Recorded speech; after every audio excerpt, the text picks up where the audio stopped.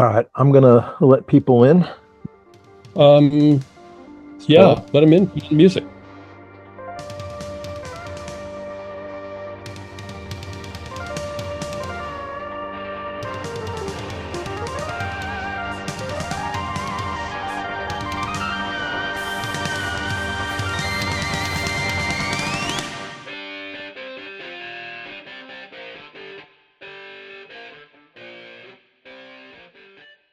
Hello, everybody. I'm Gil Friend, and this is Living Between Worlds for August 21st, 2024. We're well into the fifth year of these monthly conversations for possibility uh, about uh, about living between worlds with grace and dignity and power. And delighted to have you here with us today. Um, as some of you have seen in the emails and posts that I've published about this session, we're going to talk again about capitalism, which I hyphenate, and I'll come back to that in a moment. Um, Capitalism is back in the crosshairs in ways that we haven't seen, at least in the US, in my lifetime. Disaffected younger people, of course, but even the editorial board of the Wall Street Journal seems to be inadvertently quoting from Marx from time to time. Um, there's been a rising momentum for reform, um, democratic capitalism, stakeholder capitalism, ecological capitalism, conscious capitalism, multi-capitalism. How many others? So you've probably got a long list of those, but it has seemed to me that all of these fail to rigorously address the structural defects at the heart of capitalism. And let me be clear, when I say capitalism, I don't mean markets, I don't mean commerce, I don't mean trade. Those have been around as long as humans have been on the planet, perhaps. Capitalism as a system is what, 500 years old. And a particular kind of system, where's my Wikipedia definition here? It went away. Um, do, do, do, do. Um, an economic system based on private ownership of the means of production and their operation for profit. Yeah, but not just that. Central characteristics include capital accumulation, competitive markets, a price system, private property and the recognition of property rights, voluntary exchange, and wage labor. Decision-making determined by the owners of wealth or property. Um, and more on that in a bit. So, more questioning about this system that so dominates our lives that, as Slavoj Zizek and others have said, it's easier to imagine the end of the world than the end of capitalism. It's such a pervasive part of the taken for granted background, or what Chauncey Bell would call the clearing that we live in. And yet, in the times that we're in, we find more and more people actively imagining the end of the world. So I think that makes the topic live and relevant for us to look at right now. Brad Warren has reminded me over the years that prescription without diagnosis is malpractice, and a lot of prescriptions are out there about what to do.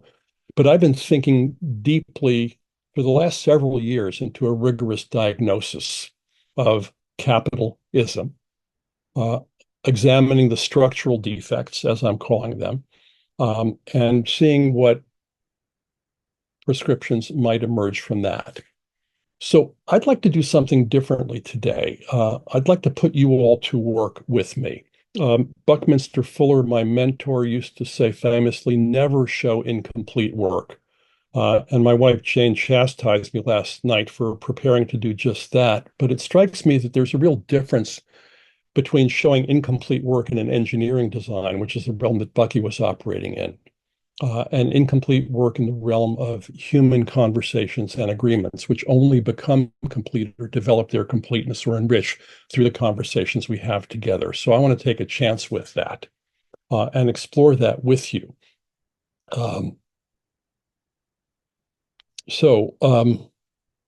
Why the hyphen? Why capitalism, not just capitalism? Well, because of the fetishization of capital at the heart of the way that we play the game these last hundreds of years. Capital is one of the factors of production. Capital, land, and labor is the classical formulation of it. But we live in a system that privileges capital. Some would say fetishizes capital, elevates it above all other factors, and orbits all decisions around that, uh, which um, may be a problem, right? Hang on, I'm just trying to get you back on my screen so I can see you all. Um, so the reform efforts are band-aids. They're attempting to mitigate the problem, but it's like renovating a house, remodeling a house, and you change out the windows, and perhaps you put on a new roof. But what's the state of the foundation? If the foundation is crumbling, you're not going to put an enormous investment into fixing what lives above the foundation because the whole thing may fall apart. You lose your entire investment.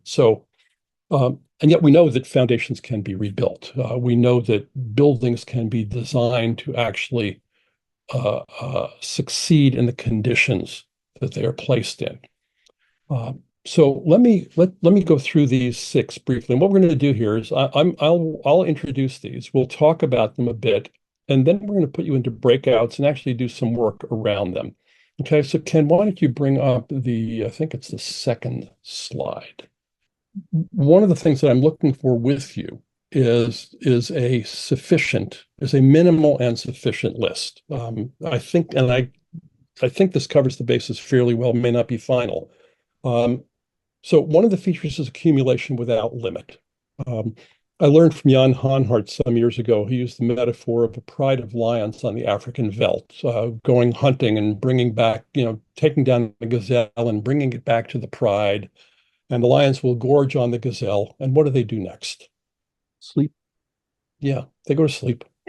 Do they? I mean, they don't go out and catch another gazelle and drag it back and catch another one and drag it back. They hunt, eat, and sleep. Hanhart called this the phenomenon of satiation, which is one of the characteristics of living systems. One of the ways that we find in nature, we don't see accumulation without limit. And we're going to dive into why in the breakouts, why and how. Second, extraction without reciprocity. This is a system that takes, does not renew. There are transactional exchanges of value, but not the kind of reciprocity that Robin Wall Kimmerer talks about in Braiding Sweetgrass. Third is alienation without care. And for the Marxists among you, this is a familiar one. But it's not just alienation of value from labor, as Marx classically talked about, but the alienation that people feel in their lives without the fundamental of care between human beings. Care is excluded. It's one of the things externalized in the capitalist framework as something that we don't care about, not caring about care. And yet care is fundamental to human beings and the relationships of human beings. And from a purely, from a capitalist perspective, it actually matters because care can add value if it's understood well. Fourth, and this is where a lot of my attention has been focused since the work with Fuller 52 years ago, is abstraction without grounding. We live in a price system where prices don't reflect real costs and real value. We deal in the exchange of abstract value, human interpretations of what's valuable, while in living systems, molecules fit together or don't. Very direct. This is a system of generation without regeneration. We build stuff, but we don't reinvest adequately or sustain the fundamental source of value that enables the system to regenerate and continue to produce wealth ongoingly. And privatization without solidarity. Some would say that one of the characteristics of modern capitalism is that it privatizes profit and socializes risk. And so what Doris Lessing called the substance of we feeling, the we in this together, the taking care of each other, that we understand fundamentally at the level of family and tribe and clan, but seem to lose in our larger formulations of humans, is there. So that's where I am with this. Tell me, what does this provoke for you? What do these generate for you? What ideas come to you in terms of either how they resonate, what they're missing, Uh, Actually, let me ask the question a different way. Any insights that open up for you? Any opportunities that you see that open up from thinking about these? And I'll say, we could spend a full session on each of these, and we might do that at some point in the future. But today we want to kind of go into a high level and ask a particular question in the breakouts for you. So raise your hands if you're moved to speak. Sit quietly if you move to sit quietly, and cogitate for a while.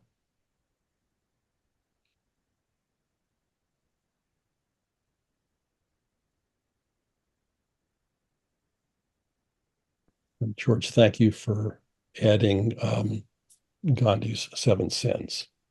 You'll see some resonance. Okay, Alex, please, welcome from London.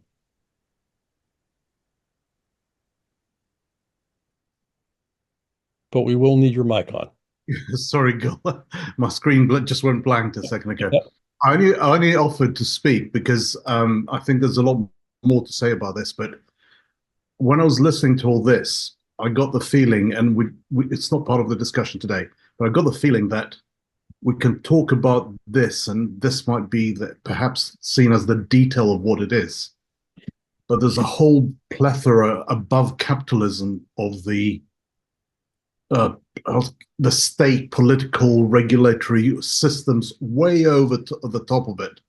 So talking about capitalism in those terms is slightly sort of a microcosm part of it. But I was only going to say that because nobody else was talking. But okay, that's it. Thank you for putting that into the mix. Dave Wilcox. These are all defects. And there are many more. Mm-hmm. And there are positive aspects that are perceived as offsetting the defects. Mm-hmm. And so a capitalist basically is a net person. Mm-hmm. And the capitalists tend to essentially like to make the argument that they are benefiting society whilst taking advantage of these defects Mm-hmm. and presenting what they're doing without even mentioning them. Yeah. And so you end up with this continuous stream of arguments about the positives of capitalism. Mm-hmm. While in many cases, the advantages to the individual putting forward those arguments are by leveraging the defects. So it's a completely disingenuous system. Mm-hmm. And that's a real problem because it means no one is telling the truth. Mm-hmm. And if you look at subcomponents of capitalism, you'll find exactly the same thing happening in smaller components. And let me give an example. So right now, if you ask the question, and my expertise is scale, so I'm always asking scale questions. So if you ask the question, what activity in capitalism is receiving the most attention and the most resources and resulting in the largest spend of human and intellectual effort, it's entrepreneurship. Mm-hmm. That's the big winner. Now you got to look at that and say, well, what is it about entrepreneurship that's advantageous to the capitalists? Well, it creates a hero mentality that everyone aspires to, and it creates this sense that anyone can be the hero. And it doesn't discuss the impact of the defects on preventing people from being heroes. And so you end up in a situation where the entire entrepreneurship system is built on this same lie. So how does it work? I come up with an idea. I go to the capitalists for money. Mm-hmm. I tell them I know how to implement the idea, which is a lie. I don't. And then I get the money from the capitalists who agree to play like they believe me because I'm somewhat more smart about making the lie than the other people that have lied to them. So they agree to give me the money. Now, I go forward with their money whilst they watch to see how good I am at continuing this fraud. And at some point in the process, the truth of this situation has been branded. And it's been branded in a way that it's also viewed as being positive. It also doesn't mention the defects. It enables the charade to continue. And that brand is called the pivot. Hmm. And the pivot is a branded recognition of the original lie. David, thank you for that. Yeah, presented in a positive way that obscures the defects. There's a lot there in what you said, and I'd like to return to that in another conversation. I'll just note for now a couple of things. One is that, capitalism has strengths as well, and it has value contributions as well, and it's been an incredible engine for innovation. And some would argue significant rise in standard of living, life expectancy, and so forth around the world. Your model, all true, all true. Yeah, and your model of you taking an idea to the capitalists to raise money for your venture is one way to play. Another is that you just go ahead and do it on your own, accumulate value on your own, and succeed either as an entrepreneur or as a capitalist yourself. So that too. So what you started off about the net of the benefits and defects is an important conversation, but not the one that we want to have today. Today, we want to not try to adjudicate that equation, but to look specifically at the defects. So thank you for that contribution to this. And let me go to David Grossoff, and next will be Jan Ballard. Yeah, I'll just say that the structural defects list you have here can apply to very heavy state-planned economies as well as more classic capitalist ones. Only the interpretation of privatization distinguishes it, and that's where you're sort of hiding class relationships as classically defined by Marx. Yeah, I think it's a good point. If you look at the history of the Soviet Union, they, ostensibly addressed the privatization and solidarity issue, although that's arguable, but walked into a whole lot of the rest of these, right? So state capitalism was still capitalism. Jan and then Tracy. Yeah, thanks very much for surfacing this conversation the way you have, Gil. I'll just note that on my screen, I can't see the whole slide. It's like it like expanded in size, so I'm only seeing like the right 2/3 of it just in my You may have come in late, Jan. At the top of your screen, you should have some chiclets where you can choose the zoom view or the slide view. Fiddle around with that. I'm choosing both. I'm just saying that in mine the slide is can't help. I can't read the whole thing. It's all good. Can't help you there. Sorry. The point that I wanted to make is based on my experience as a facilitator using the technology of participation since the mid-'80s that the Institute of Cultural Affairs has been doing across the planet with tens of millions of people at this point. And one of the things we're always looking for is what we call the underlying contradiction. So when we do an analysis of what's in the way, what the issues are, then we analyze the issue to try to figure out what the underlying conditions are that are driving those issues. And I would suggest that the fact that U.S. generally accepted accounting principles are an almost 100-year deep fake that purport to provide useful information to internal and external stakeholders, but in fact leaves out all the most important information. Mhm. And I would say, And Jan, that's what I'm referring to when I say abstraction without ground. We have these exactly, made up numbers that represent certain things right, and don't represent other things. And one of the things they don't represent is physical reality. exactly. And so I would suggest that the entire conversation we're having, because transparency is not practiced and in fact is actively suppressed in all cases. Mhm. And I can give many examples where people have realized that not having the truth, this goes back to what's true, not having access to the truth as a shared conversation about the facts in the technology of participation, you can't proceed with collaboration if you don't have agreement on the facts. Yep.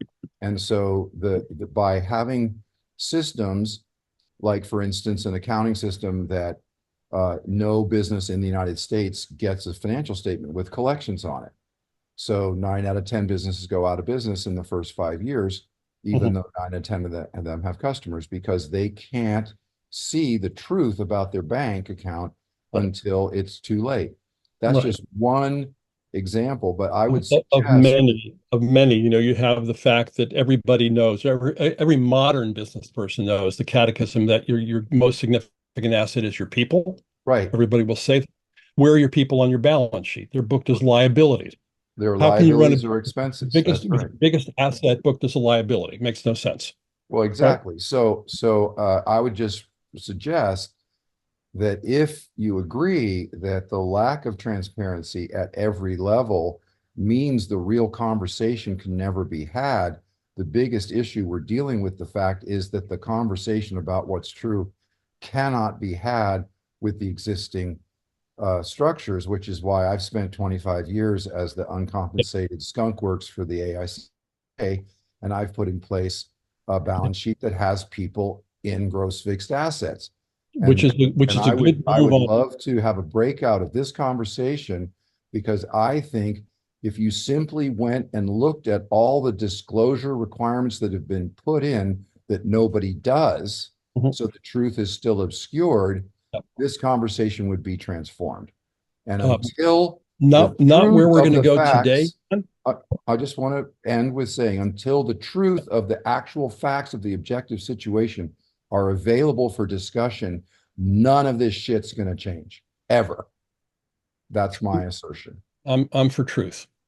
And let's talk about having another call that maybe dives deeper into that stuff. Today we're going to go in a slightly different direction. I think it's the underlying contradiction. Thank you. Okay, Shell, and then we're going to go to breakouts. Shell, are you still wanting to speak? Yeah, there we go. Yeah. Tracy, she was actually in the line ahead of you there. Oh, I'm sorry. Thank you. I missed that. Thank you. Tracy was ahead. Yes. Plus, it's really nice to hear from a woman, right? Plus. Hi. Thank you for hosting today, Gil and Ken. Tracy, let me just say, we love hearing from women. I noticed that the women don't raise their hands as often as the men. So unless you want me to just call on women unannounced, I encourage women, raise your hands. Yes. Okay. Go ahead.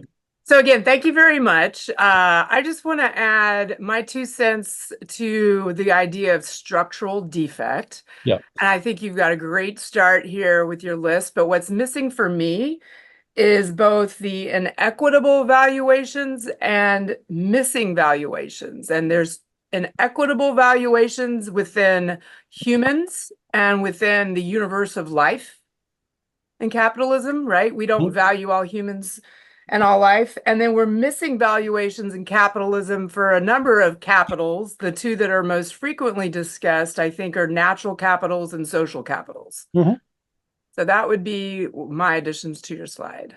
Thank you. And those are very richly addressed in the multi-capitalism work of Mark McElroy and a bunch of others. So yeah, thank you for bringing that into the conversation.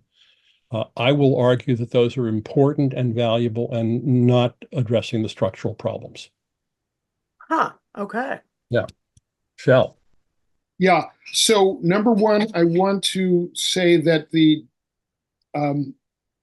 gap, if you will, between socializing problems and costs and privatizing benefits and revenue is, I think, a central point that activists can organize around.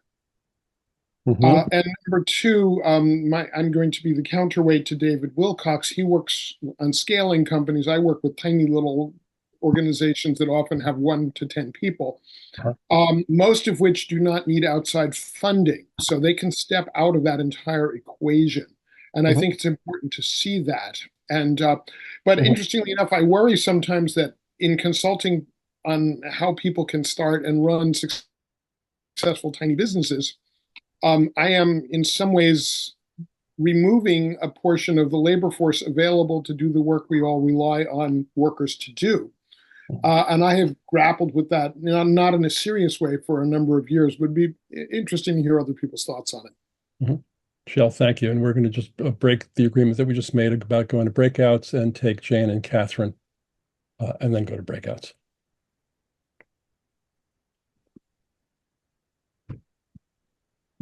Jane, are you still there? Okay, great. I'm here. I'm here. I wanted to add, I don't know where it fits in the hierarchy of your list, but I think we're talking about nested dolls, like Russian dolls are nested. I think capitalism is nested within something that we can call the financialization of everything. And as a defect, it might be called a defect in human thinking, and the difference between how nature works and how humans think. To quote Gregory Bateson on the issue of where human problems come from, or where problems of the world come from. So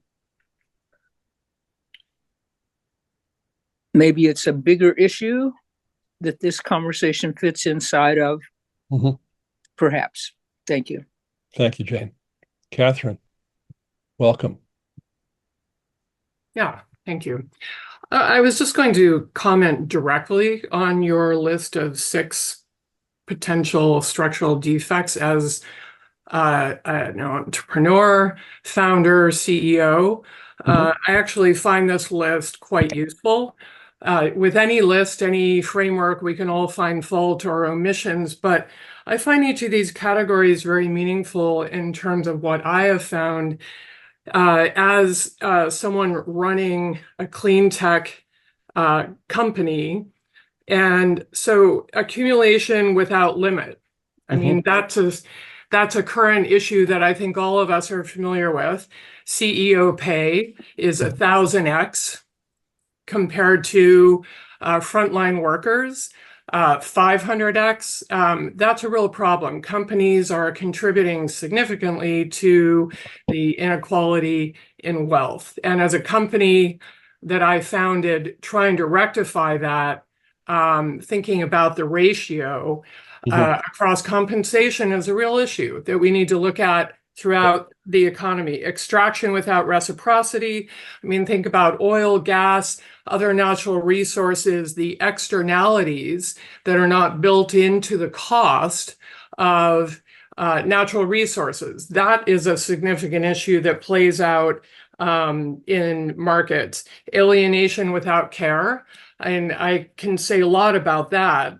But the value of labor and the fact that frontline workers typically don't benefit from the value they bring on the manufacturing line, on logistics. I've seen that firsthand. Abstraction without ground.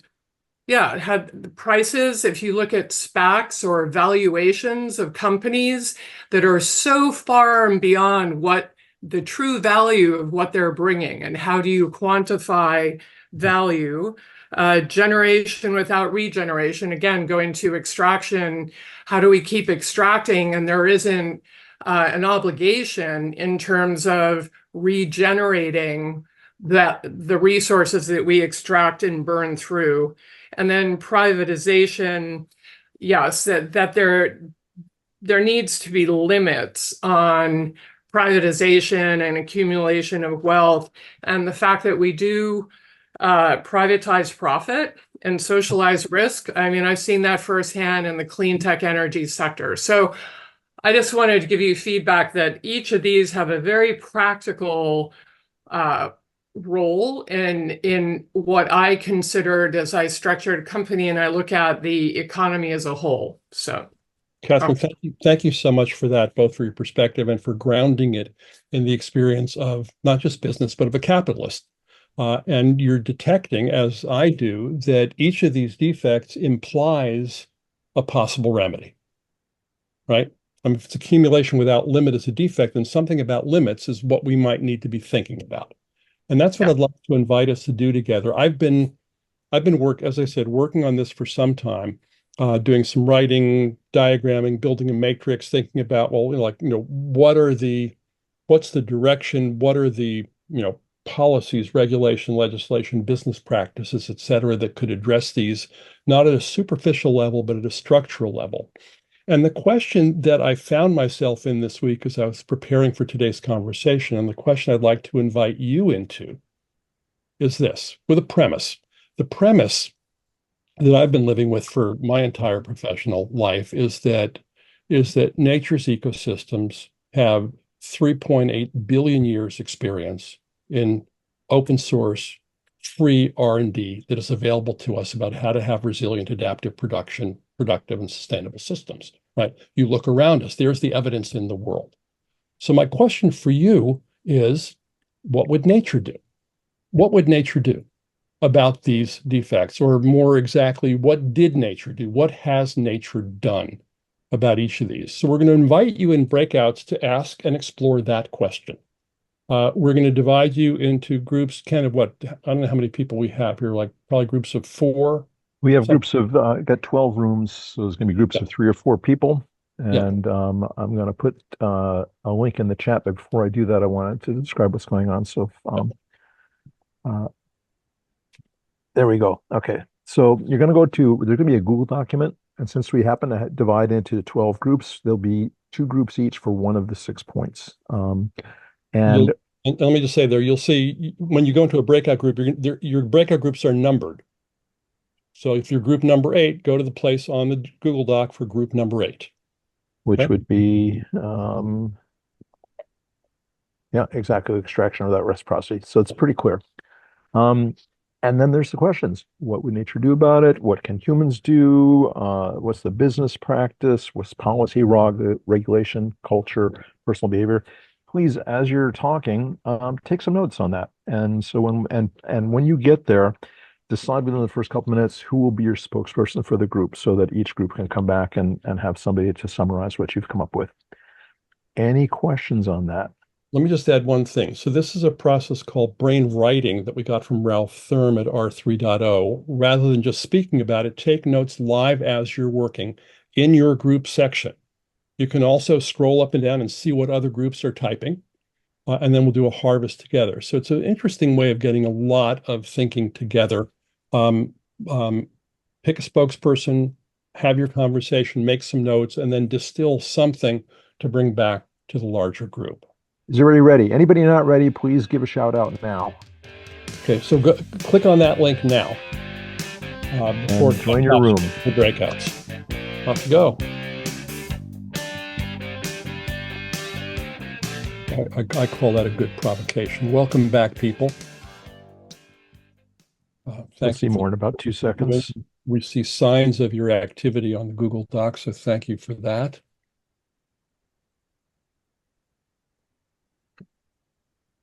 So we have 25 minutes and we have 11 breakout rooms. So if everybody takes 2 minutes apiece, that'll work. But I think that might be really tough. Is there somebody who really has got something burning that they want to bring out that they discovered in their group? And let me suggest, doing a pop-up sounds like a good idea. Let me suggest for all of you, if you can, go through your notes, your own group's notes, and bold or underline or italicize or color highlight the things you think are the most important things in there. So even if it doesn't get to be shared live in the room, we'll have that as a kind of on the page summary from you.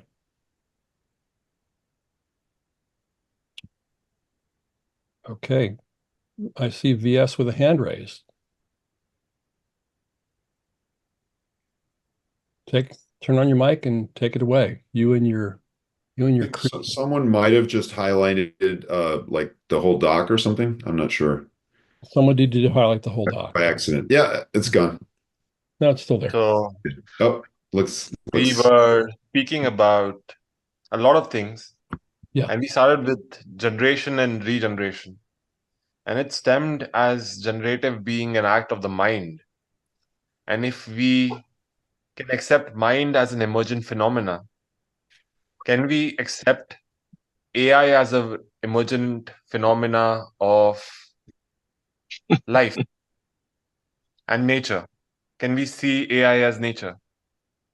If we can see the mind as nature, ourselves as nature, and then it goes on from there to 7 generations. Yeah, VS, And I'm going to duck the AI conversation for today. I know. But I think you could certainly say that anything that human beings who are living beings in a natural system produce can be called natural, but kind of not in the sense that we're talking about it here. I get your point. Yeah. So why am I calling it out is because I'm calling it out. Because it was part of the conversation. But then there it went to 7 generations. And what today capital is and what 7 generation consideration would account to. And then it came up to thinking about 500 years or really long-term thinking. Yeah. But there was a fracture in that thought process because however further you like to think, you would want to think even further. Then if that is the point, and if what is present right now is offsetting, how do you make home in what is today rather than aspiring for 500 years that you are not going to be present for? Good. Thank you. The matter of time frames is not explicitly on my list, but it's clearly an important one. Thank you for sharing that. Dave Wilcox, please. So Motion and I kind of did the talking, and I have to say his work with the Lakota got us to answers really fast. And I don't know how to highlight shit. So the bottom line is... Tell us the bottom line for you. Yeah, if you send a group of people out to hunt buffalo, and they all shoot their arrows and spears, and only one buffalo dies, there's no way the guy who killed the buffalo is going to get to keep it. Right. So that is such an incredible object lesson of the way the world worked when we were directly connected to nature. And we've spent centuries unconnecting ourselves from reality. Well, and so in the example you're giving, it's not just about being connected to nature. It's very much about being connected to each other. Both, absolutely. But they were interactive in that sense. And absolutely. And I would push it a little farther, because the question that I've been living in lately is not about connected. The question I've been asking is what might be possible if we did call it business and everything else as though we actually belonged to the living world and belonged to each other. Let me finish and then I'll hand it back. Go ahead. The key word was containment. And he said the Lakotas understood, because of their social relations and friendships, that each of them had to be contained and had to exercise containment in their lives and in their living with each other. Right. So let me just give you a very quick example of what I would call a real world situation that I'm working with that has many of these aspects. The largest agricultural valley in the United States is just south of you, Gil. Yeah. It produces 15% of the food. Yeah. There has been no containment on the amount of groundwater that farmers could pump for the history of the country in California. All other states created containment. California did not. And you can see for people who don't know, you can see places in the California Central Valley where the land has subsided several feet. Yeah. The extraction. So the experts estimate that out of the 4.5 million acres, somewhere between 500,000 and 1.5 million will have to be removed from production. So 12 to 32% of the valley out of production. The state, because it's a blue state regulating a red valley, they gave them 10 years to solve the problem. And the northern counties did, because they're only 35% groundwater dependent, but the southern counties failed because they're 80% groundwater dependent.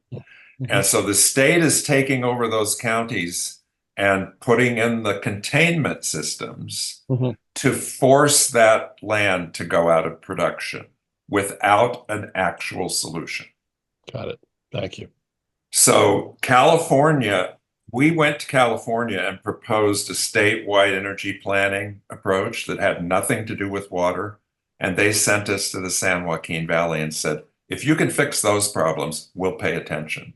Great. So we've designed a solution to that problem in the valley, which can be implemented immediately and uses nature-based approaches at scale to get somewhere between 700,000 and 1.4 million acres in a treatment process. David, I'm sorry to cut you off, but I want to take it.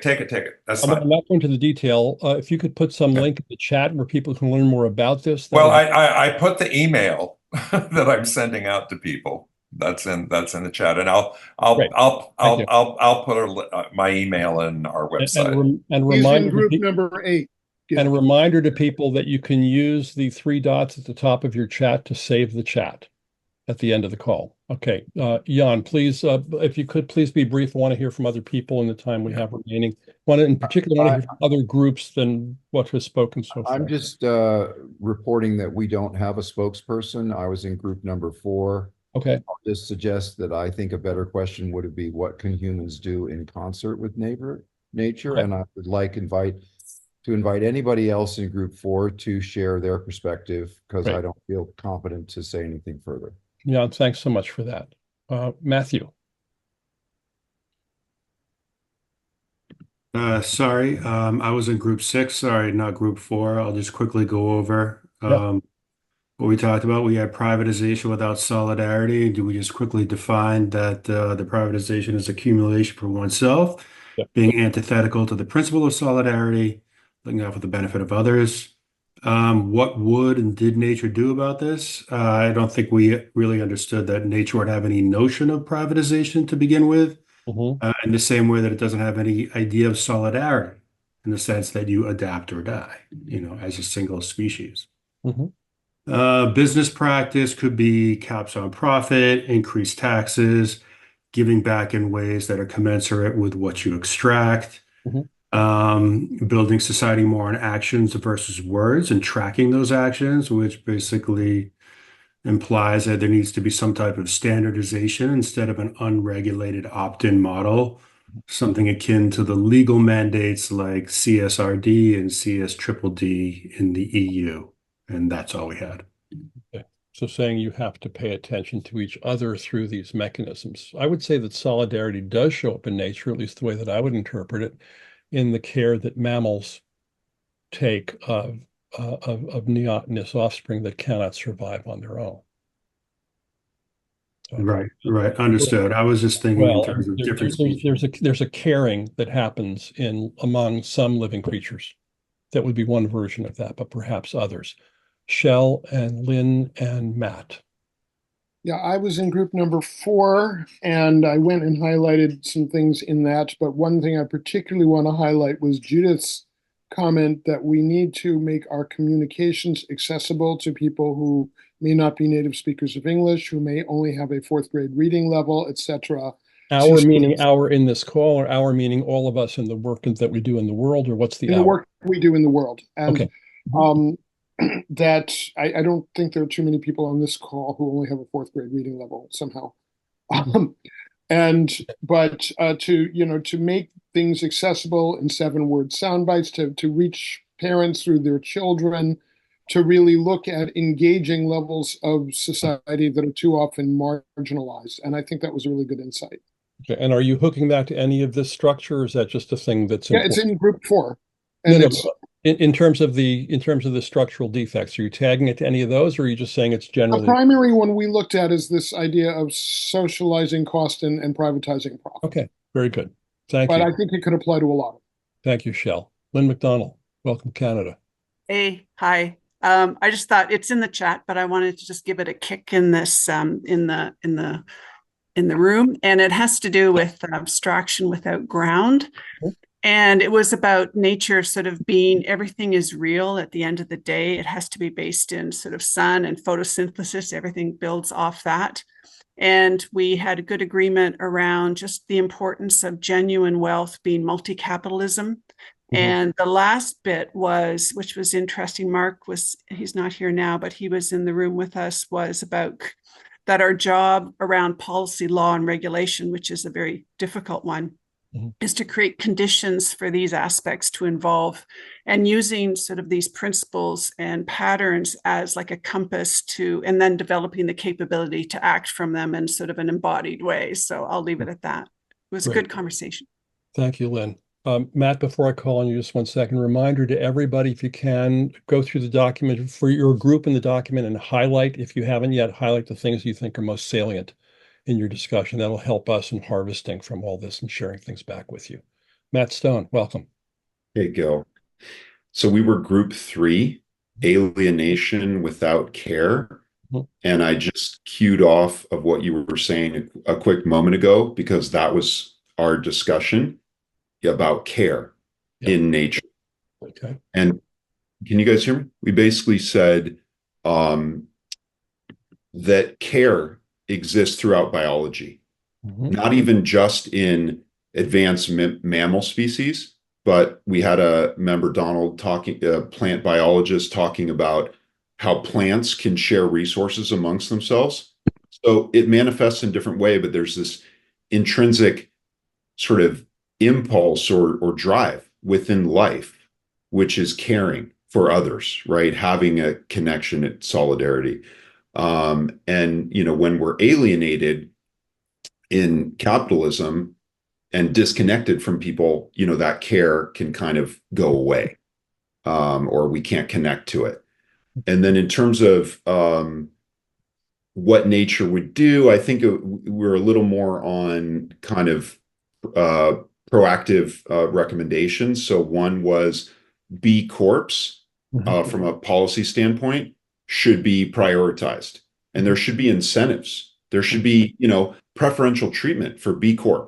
They should be raised higher than sort of the regular corporation, because they can represent, you know, caring, right? And help us bring caring back against that sort of disconnective tendency. And from a social human standpoint, you know, there's the notion of social prescribing in medicine, the idea that to be healthy, we have to be connected to other people. So, you know, just we all have to kind of build connection in our lives in various social contexts, and that can help us fight the alienation and connect back to, you know, we all have to sort of live together in order for the system to work. That's what I had. That's what we had. Okay, thank you. So I'm hearing connection and the containment that Dave Wilcox was talking about earlier as resonant themes here. Anybody else? Other groups that we haven't heard from yet?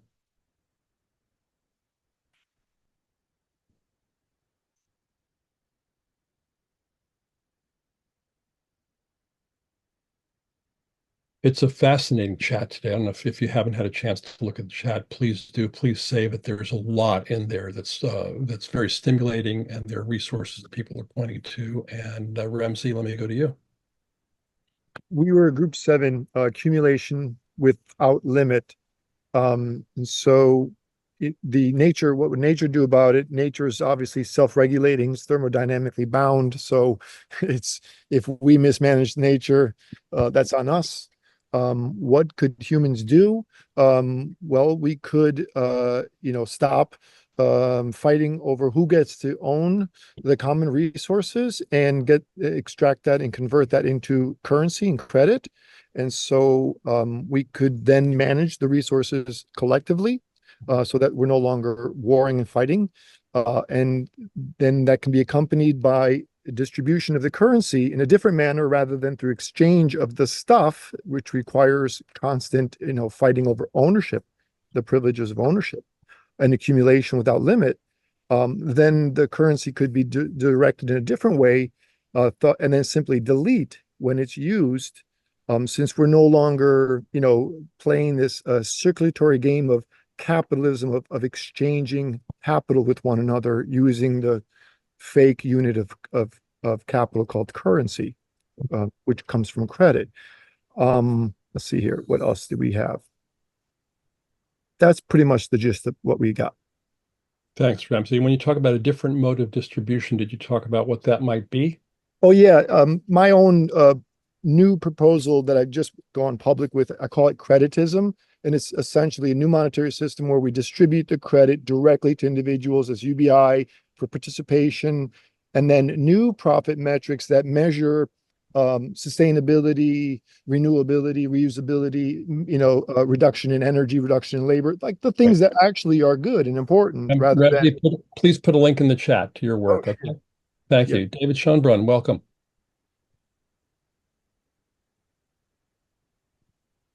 Or welcome back. Not sure how my hand got raised. Okay. Well, you can take it down or you could speak, up to you. I'll just say that in our group, what jumped out at me is an economics based in caring. Mm-hmm.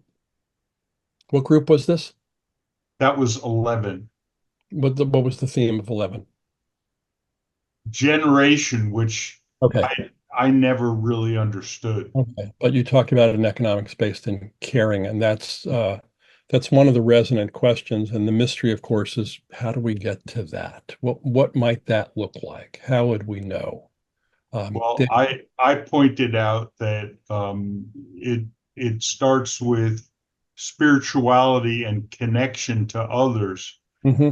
and my fellow group members describe themselves as atheists, and to me that meant that they were more likely to be stuck in their minds, which is inherently disconnecting. Mm-hmm. So yeah, and this is obvious. So I was in group 11 too, and I was one of the people who said I'm an atheist, but that does not mean that I don't have deep-seated feelings about connection to people, to the environment. It's just that I don't ascribe to a traditional, organized notion of religion or God or Jesus. But in terms of spirituality, there's so much to be found in nature itself. And if we look at Native people all over the world, that is very true. So I'm not trying to denigrate anything. I just think that there are different levels or understandings of what is spiritual connection. So one of the issues that we talked about, though, was the question of how do you engender a type of connection in children, in communities, families, etc., if that is one of the critical elements that we are missing, and engendering that sense of connection, and then also speaking to this issue of generation without regeneration. Nature regenerates whether we pour a tar parking lot plants ultimately start to reappear. Nature finds balance. Humans do not. When we tear through and generate food from agriculture practices, water, etc. So much of how do we think about regeneration from my perspective, stop looking at externalities in terms of toxins, pollutants, et cetera, that come from business practices, build that into the business model and what companies, manufacturers need to do to account for those costs and reinvest in regeneration for the next crop, for the next body of water, et cetera. Yep. Capitalism, for all its talk about free markets, is a highly subsidized system. Yes, it is. Yeah. And based on research I've seen, if the subsidies were gone, most of the leading corporations in the world would not be profitable. Yes, and especially if they had to be accountable for the destruction that they create in extracting and generating and selling their goods. Yep. So, you pointed to what you're seeing as the difference in how nature does these things and how humans do these things. And I'm on a hunt for the mystery of why and how that is. Hence this conversation. So thank you for contributing to it. On atheism, I'm reminded of the story about the guy who goes to his rabbi in enormous anguish. He says, "Rabbi, I've been faithful, I've been dedicated, I've been coming to services. I just don't believe in God." And the rabbi says, "Well, the God that you don't believe in, I don't believe in either." David Grotoff, over to you, and I think you might be the last one. Okay, the God you don't believe in doesn't exist. I was we were in group 1, like group 7, accumulation without limit. And I think we were noting right away that nature sometimes really does hit the reset button. So it's not like everything is so balanced forever within this world of nature that's somehow mysterious and holy in that way. It's really how are things stay within bounds for long periods of time until the next asteroid hits, or there's geological things that cause the atmospheric gases to run away, or whatever. That was one point. The other point is, like, there's nothing special about humans, and humans are part of nature also. Then there was some wrestling with the idea of, on the one hand, there's this, Jane emphasized that there's this expansion of nature into all possible niches.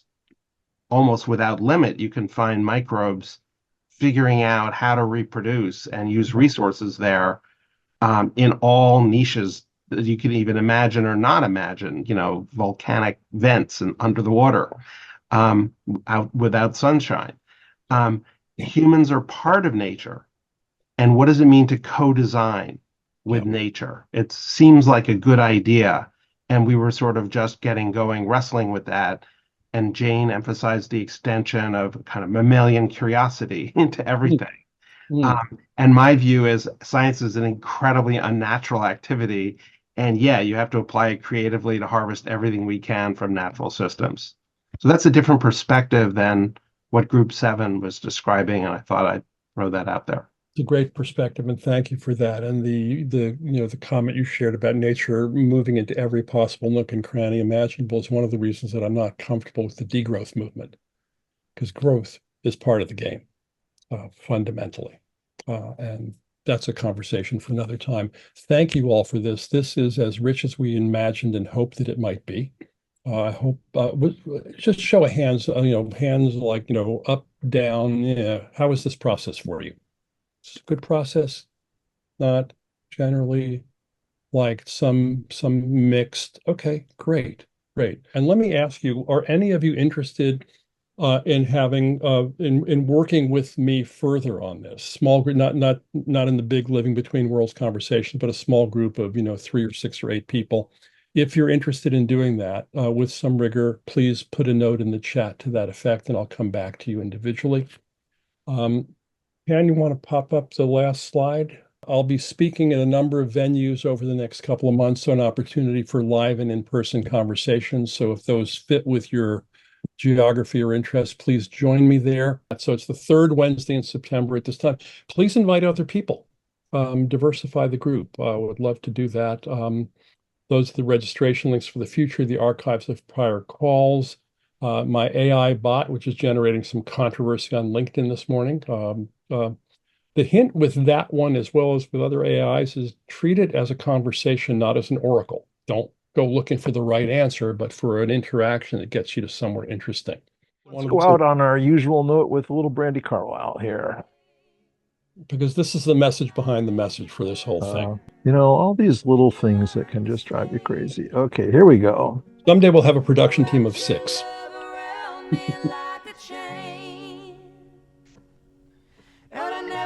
Well, she's not joining us, it seems. So I'm just going to say what she says to me and really landed for me is that you can dance in a hurricane, but only if you're standing in the eye. So may we do that together. Thank you, everybody. We'll see you next month. Thank you. You can dance in a hurricane, but only if you're standing in